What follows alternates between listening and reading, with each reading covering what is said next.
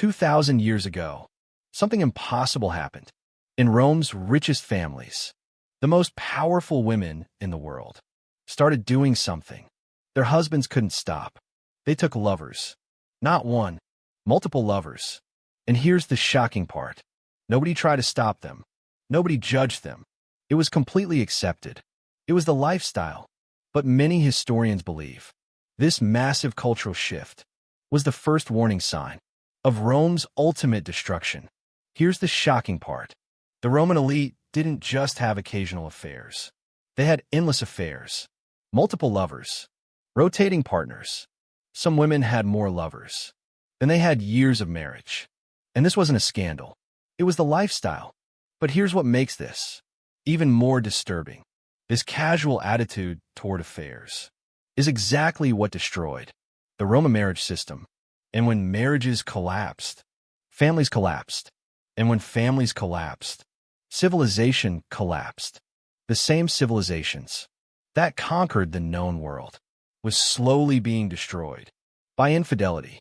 A historian named Jerome Carcopino studied Roman marriage records and family documents for decades. What he found shocked the academic world. In the year BC, among Rome's richest families, over percent of marriages involved at least one partner having a known lover outside the marriage, not suspected, known, not hidden, openly acknowledged. The poet Martial, who lived during this time, wrote about it casually. In his poems, he described marriages where both husband and wife had separate lovers, living in different parts of the house. Same roof, different beds, different relationships. It was so common that Martial made jokes about it. Another writer, named Juvenal, was more direct. He wrote, "A woman who stays faithful to one man is rarer than a phoenix." Not metaphorically rarer. He meant it as a shocking, unusual thing. By the year AD, this had become even more extreme. Why did this happen? The answer is the same reason. The Roman rich stopped having children. Boredom. When you have unlimited money, unlimited freedom, and unlimited time, monogamy becomes a prison. A Roman senator named Pliny wrote about his wife leaving him for a younger man. Did he fight for her? Did he try to win her back? No. He wrote that he was almost relieved. At least now, she would stop bothering him. They married for political alliances and heirs, not for love. Once those purposes were served, the marriage became empty. And when marriage is empty, you look for novelty elsewhere. But here's where it gets really dark.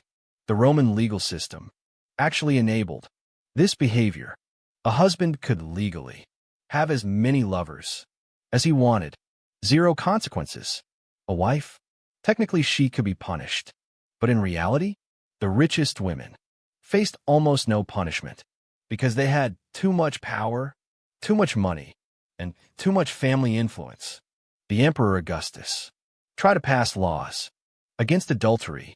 He actually exiled his own daughter for adultery, but even his laws couldn't stop it. Senators' wives were having affairs with gladiators, with slaves, with each other's husbands. And here's the most shocking part. Husbands knew and did nothing. A senator named Messalina became famous for having so many lovers that people lost count.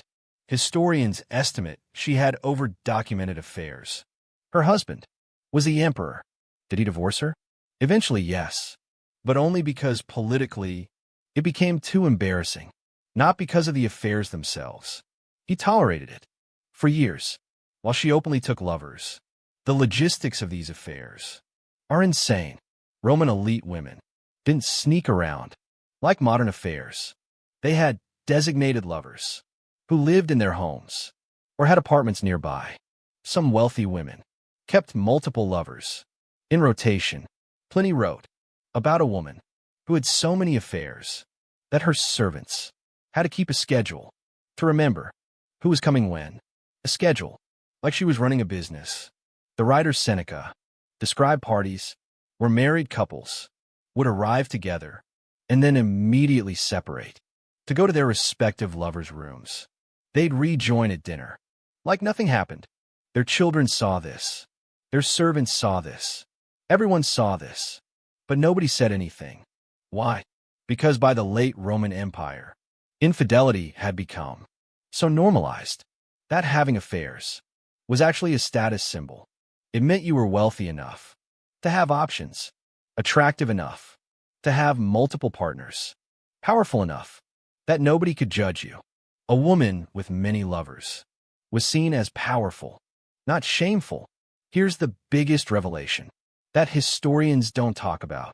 The reason marriage completely collapsed in Rome wasn't because women had affairs. It was because nobody cared anymore. Not the husbands, not the society, not the legal system. Marriage as an institution became so hollow that it ceased to exist. As a binding relationship, you married for politics or money, then you lived separate lives. The famous Roman historian Tacitus wrote something haunting about this period. He said that marriages in Rome had become agreements of convenience between strangers who happened to share a household. Strangers in the same house, sometimes for years. This created something unprecedented in human history. Marriages existed legally, but had zero social or emotional meaning. And when that happened, something tragic followed. Women stopped wanting to stay in these fake marriages. Men stopped caring if women left. The birth rate among the rich plummeted. Why have children with someone you don't know? Someone you'll never actually be with? So the same families that had endless affairs also had no children. Infidelity and childlessness went hand in hand. They weren't separate problems. They were symptoms of the same disease. The complete collapse of family meaning. A young Roman woman, born around AD, grew up in a world where her mother had lovers, her father had lovers, and everyone pretended it was normal. What did she learn about love? That it doesn't exist. What did she learn about marriage? That it's a transaction, nothing more. So, when she married, did she expect fidelity? Did she expect passion? No, she expected exactly what she got. A stranger in the same house, free to do whatever he wanted, while she did whatever she wanted. But here's the psychological tragedy. Even though these women had complete freedom to have affairs, they weren't happy.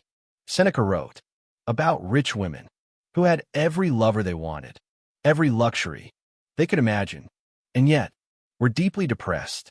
He called it the sickness of the soul. You can have everything, except the one thing you actually need: genuine human connection. So women kept taking new lovers, hoping this one will be different. This one would actually care. This one would actually love them. But they never did. Because in a world where marriage means nothing, where fidelity means nothing, where commitment means nothing, how can love possibly exist? It can't. So the affairs continued. More lovers, newer lovers, different lovers, all searching for something they can never find. This mirrors something scientists have discovered recently. When people have unlimited access to novelty and pleasure, their brain actually stops rewarding them for the same thing. You need constant new stimulation to feel alive. The neuroscientist James Fallon studied this. When someone has too many options, they become paradoxically more depressed. You'd think unlimited choice would make you happier. It does the opposite. The Roman rich had unlimited lovers, unlimited food, unlimited luxury, and they were miserable. They chased affairs, not because they wanted love. They chased affairs because they were desperate to feel anything. Even temporary excitement from a new affair was better than the endless emptiness of their real lives. This is exactly what happened to the mice in John Calhoun's experiment. When given unlimited resources, the mice didn't become happy. They became depressed. They lost interest in everything. They stopped reproducing. The Roman elite did the same thing. They had unlimited resources. They had unlimited freedom. and they slowly lost the will to continue, their families, and their civilization. The affairs didn't start suddenly. They escalated over time. In the year AD, infidelity was still somewhat frowned upon among the rich. By AD, it was becoming more common. By AD, it was normal. By AD, fidelity was actually unusual. By AD, the concept of a faithful marriage had basically disappeared from elite Roman society. This wasn't a quick collapse. It was a slow erosion over years. And as marriages collapsed, so did family structure. As family structure collapsed, so did the birth rate. By AD, the same families that had ruled Rome for years had simply stopped existing, not because of war, not because of plague, because they chose not to have children with people they didn't love, in marriages that meant nothing. Today, we talk about relationship freedom and open marriages and exploring outside the relationship. We think we invented this. We didn't. The Romans invented it, and they showed us exactly where it leads. When marriage means nothing, when commitment means nothing, when fidelity means nothing, you can have unlimited affairs, unlimited partners, unlimited freedom, and you can be completely, utterly alone. The Romans proved this. They had everything. They chose freedom over commitment, and their civilization chose to end itself, one affair, one childless generation at a time. So the question history leaves us is this: what if the collapse of a civilization doesn't look like collapse from the inside? What if it just looks like freedom?